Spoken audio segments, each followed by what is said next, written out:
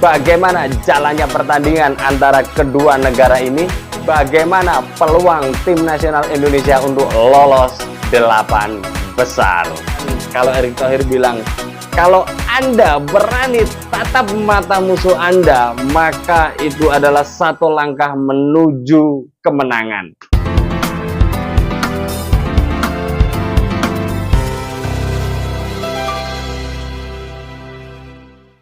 Timnas Indonesia terus mempersiapkan diri jelang gelaran Piala Asia U23 yang akan diselenggarakan pada tanggal 15 April mendatang. Satu laga uji coba sudah dilakoni melawan Arab Saudi, di mana skor berkesudahan 1-3 untuk kemenangan Arab Saudi. Pertanyaannya, bagaimana jalannya pertandingan antara kedua negara ini?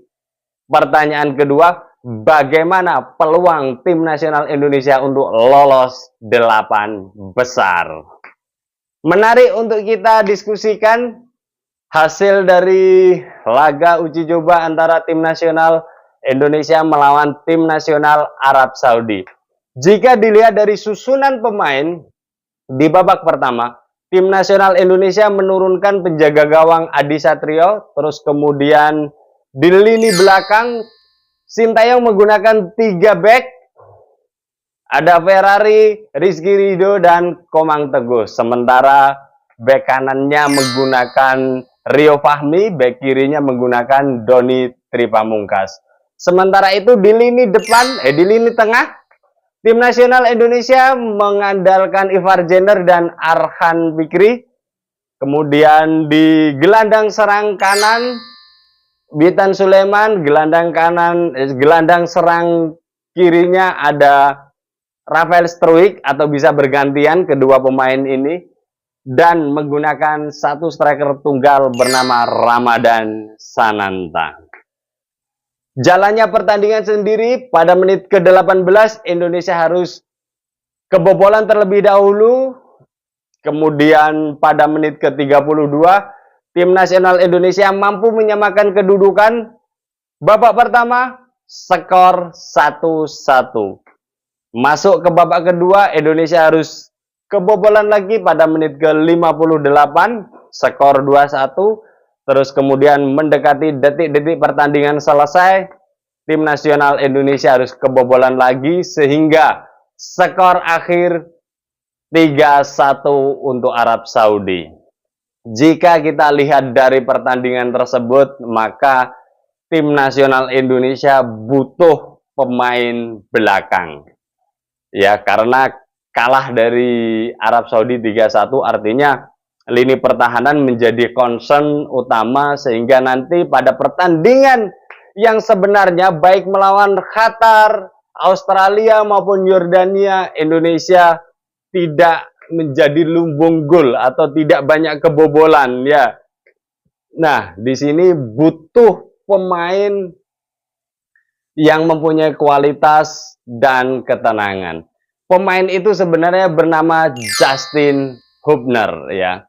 Akan tetapi update-nya seperti kita lihat, Justin Hubner pertama tidak dikaji izin untuk bisa terbang ke Qatar. Akan tetapi update selanjutnya akan diizinkan ikut tim nasional Indonesia U23, namun pada tanggal 17. Sementara pertandingan pertama tim nasional Indonesia itu dilakukan pada tanggal 15. Ya, semoga saja PSSI akan terus melobinya sehingga nggak apa-apa kalau bisa sebelum pada pertandingan awal. Tanggal 13, 14 nggak apa-apa lah ya. Yang penting saat melawan Qatar, Justin Hubner ini akan bisa ikut bersama tim nasional Indonesia sehingga pertahanan kita lebih baik dari apa yang kita lihat saat pertandingan melawan Arab Saudi.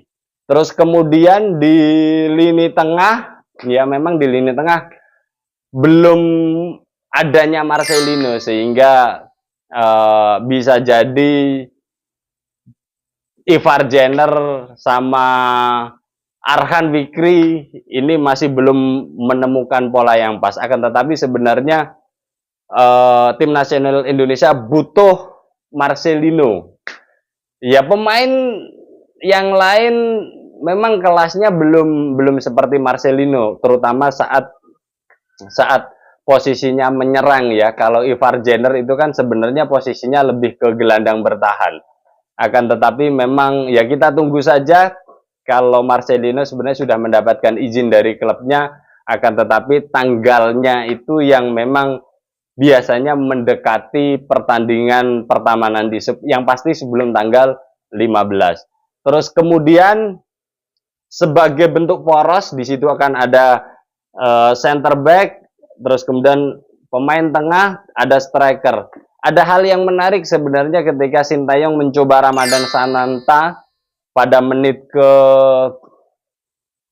pertama ya, dijadikan starting 11. Kok tidak Hoki Caraka? Ini pertanyaan ini.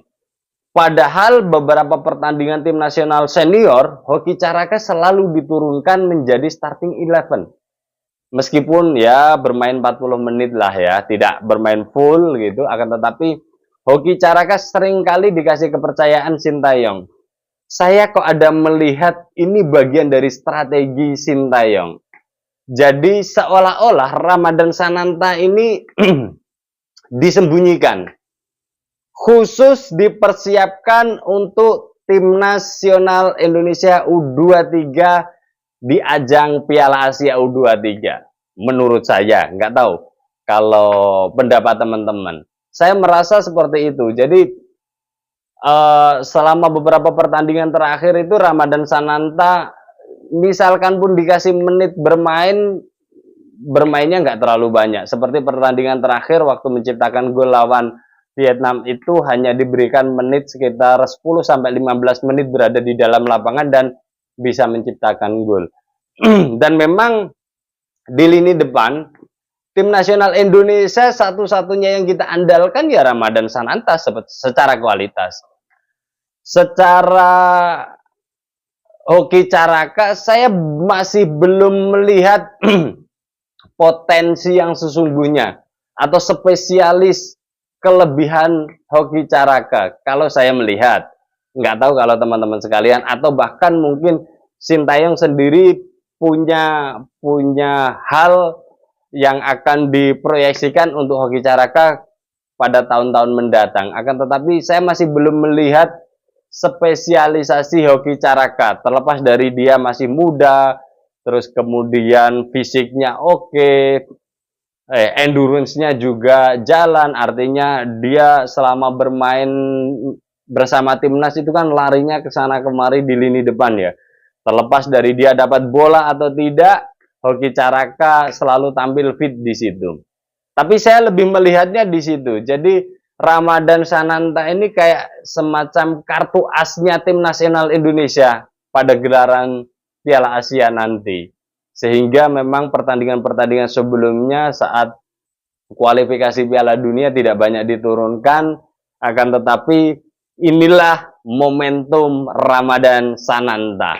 3 pertandingan saat perhelatan Piala Asia, ya kita berharap atau mungkin Sintayong yang sudah punya ancang-ancang akan bisa menjadikan Ramadan Sananta starting 11 di ketiga pertandingan tersebut dengan catatan pemain ini fit 100%. Karena kalau saya melihat beberapa gol yang sudah diciptakan di Liga 1 Ramadan Sananta, atau kita bisa melihat bagaimana gol-gol yang diciptakan Ramadan Sananta saat pertandingan event SEA Games yang waktu itu Indonesia mendapatkan medali emas untuk pertama kalinya setelah sekian puluh tahun itu kan Ramadan Sananta menjadi ya striker yang haus gol ya, dan gol-golnya gol-gol yang berkelas loh ya, gol-gol yang saya pikir posisinya itu setengah bola atau peluang-peluang yang tidak matang, tapi Ramadan Sananta bisa mengkonversi menjadi gol ya, dan ini merupakan catatan menarik ya. Semoga saja prediksi saya benar ya. Jadi Sintayong sebenarnya Dengan menampilkan Hoki Caraka pada beberapa pertandingan kualifikasi Piala Dunia, sebenarnya sedang menyimpan Ramadan Sananta agar tidak diketahui banyak kalangan, terutama negara-negara yang akan dihadapi di Piala Asia U23, dan nanti si Ramadan Sananta ini akan diturunkan menjadi starting 11 dan menjadi kartu asnya tim nasional Indonesia. Ya, kemudian ada satu pemain lagi, Nathan Cho. Ini informasinya belum ada balasan dari Heerenveen. Ya, kita harapkan meskipun sudah ada Donitri, terus kemudian ada Arhan, ya, harapannya Nathan Cho ini akan bisa mendapatkan izin dari tim Heerenveen. Kenapa? Karena ya kalau saya melihat dua pertandingan saat melawan Vietnam, sebenarnya pemain ini ya lumayan oke ya. Ya kenapa nggak lumayan oke? Karena dia bermain di Swansea City, terus kemudian dipinjamkannya pun masih di tim Eredivisie sekelas Heerenveen. Artinya jika satu pemain ini bisa ikut tampil di Piala Asia U23, ya Indonesia di sektor kiri saya pikir akan sangat kuat, dia sangat kuat, dan ini menjadi kelebihan tersendiri. Tapi kita lihat update-nya nanti. Jadi ada dua pemain yang sebenarnya kita tunggu kepastiannya. Jadi Justin Hubner, semoga saja ada update lagi bisa ikut bertanding saat melawan Qatar pada tanggal 15, meskipun Osaka bilang akan memperbolehkan mulai tanggal 17. Kemudian Nathan Cho ini juga ya semoga saja akan mendapatkan izin dari klubnya sehingga akan bisa berkontribusi. Nah, apa yang akan terjadi jika ada tambahan dua pemain ini? Yang pasti pertahanan kita akan semakin tenang dengan adanya Justin Hubner. Dan Justin Hubner ini menarik loh. Pemain ini bisa dijadikan gelandang bertahan. Ya. Kalau Sintayong sudah optimis dengan 3 center back yang ada sekarang, yang ditampilkan saat Arab Saudi, bisa jadi Ivar Jenner sama Justin Hubner dijadikan gelandang bertahan yang kemudian akan bisa berkombinasi dengan posisi center back, dan itu akan memperkuat lini tengah sehingga kerja dari Arkan Fikri dan Marcelino akan jauh lebih ringan. Ya, terus kemudian ya satu tadi Ramadan Sananta. Terus kalau dilihat dari peluang sekarang, pertanyaan kedua, bagaimana peluang tim nasional Indonesia lolos? Ya, saya masih melihat episode sebelumnya waktu tim Timnas U20. Timnas U20 itu Timnas Indonesia mendapatkan 4 poin dan berujung tidak lolos. Akan tetapi dari 3 pertandingan yang dilakoni waktu itu kalah melawan Irak kalau nggak salah ya, Irak atau Qatar ya.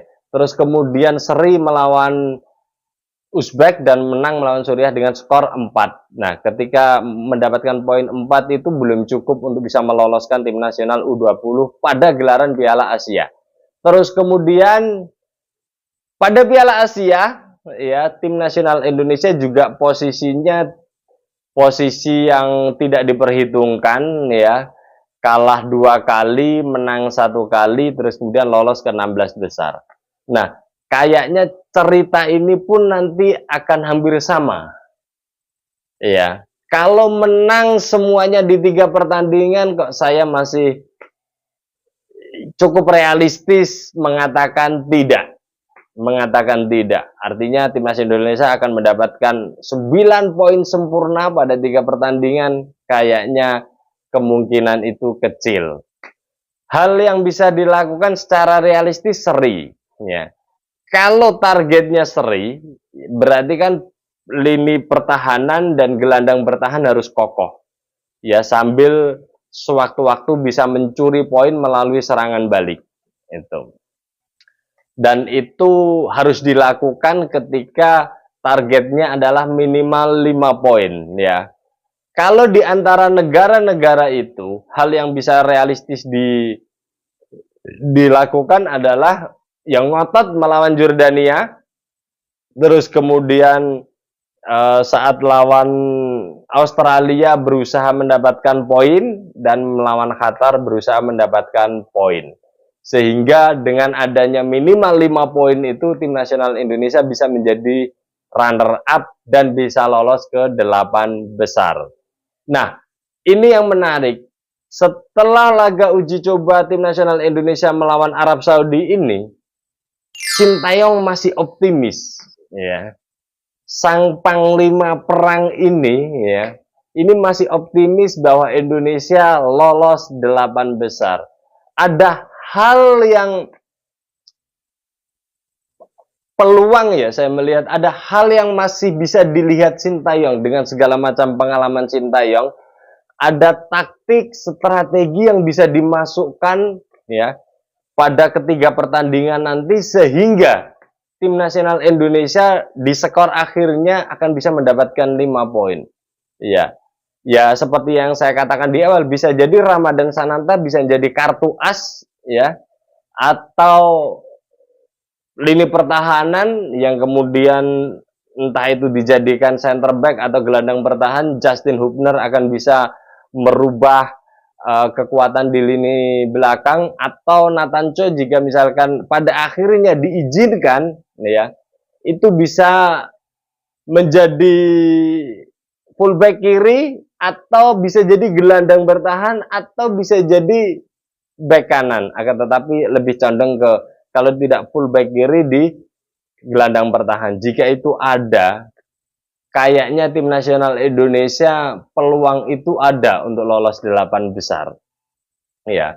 Tapi itu tadi yang saya juga merasa lega bahwa kan gini, kalau panglima perang ya masih optimis ya, ya dia pasti ada alasan tertentu sehingga dia akan punya senjata untuk bisa menampilkan permainan di dalam lapangan. Dan Sintayong masih merasa optimis, tim nasional Indonesia masih punya peluang lolos ke 8 besar, dan ini menarik bagi kita semua. Dan saya sendiri kalau ditanya realistis, maka tim nasional Indonesia untuk bisa meraih poin sempurna kemungkinan kecil ya. Dalam arti menang di 3 laga peluangnya kecil, akan tetapi kalau di antara 3 laga itu ada yang seri, ada yang menang, kemungkinan ada ya. Tapi kalau kemungkinan kalah ini juga sebenarnya ada. Sebenarnya ada. Jadi kalkulasi saya, kalau tidak 5 poin ya 6 poin. Kalau tidak 5 poin ya 6 poin. Tapi kalau 4 poin, ya artinya kita harus angkat koper dari gelaran Piala Asia dan tersingkir di fase grup. Ya, artinya tidak lolos 8 besar. Dengan melalui gambaran itu, sebenarnya kekuatan tim nasional Indonesia sudah kelihatan.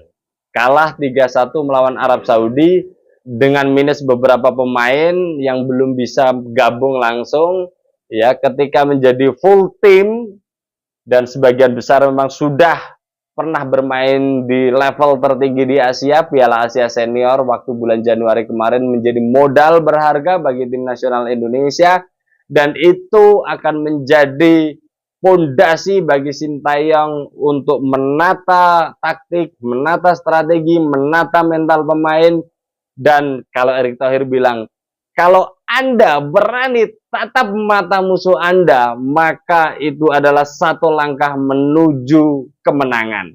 Semoga saja tim nasional Indonesia, para pemain tim nasional Indonesia bisa memposisikan diri sebagai pemain yang sejajar dengan mereka dan mampu memberikan kontribusi baik dalam sebuah tim sehingga nanti akan mendapatkan hasil positif pada gelaran Piala Asia U23. Kita akan nantikan info update terbaru dari persiapan atau gelaran Piala Asia U23 bersama saya Setia Uban. Thanks for watching.